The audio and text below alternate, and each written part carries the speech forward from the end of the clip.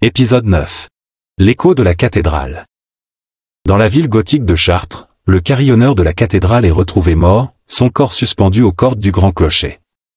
À ses pieds, un fragment de vitrail, coloré et tranchant comme un couteau. L'affaire est confiée au détective Luc Moreau, un Parisien déplacé dans cette ville pour une vie plus tranquille. Le calme de la ville est maintenant rompu, et le clocher à présent silencieux de la cathédrale semble pleurer la mort de son gardien. Moreau découvre que le carillonneur, Bernard, était un homme aimé de tous, mais non sans ennemis. Son rival pour la position de carillonneur, François, avait menacé Bernard de nombreuses fois, jaloux de son talent et de son prestige. François devint le premier suspect, mais Moreau découvrit rapidement qu'il avait un alibi solide pour la nuit du meurtre. De plus, le fragment de vitrail retrouvé sur la scène de crime est étrange. Il provient d'un vitrail récemment restauré, hors de portée pour quiconque sans un équipement spécial.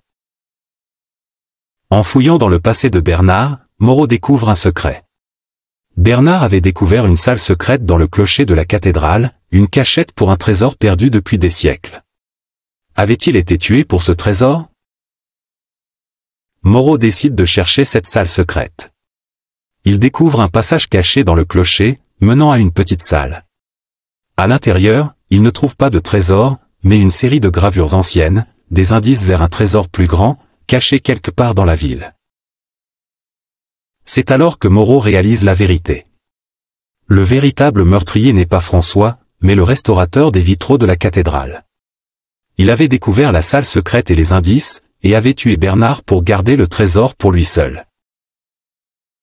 Avec cette révélation, Moreau parvient à arrêter le restaurateur et à résoudre le meurtre. Le trésor reste perdu, mais la cathédrale est à nouveau un lieu de paix et de contemplation. Dans l'écho de la cathédrale, Moreau avait découvert une vérité mortelle, mais la ville pourrait maintenant trouver la paix dans le silence du clocher.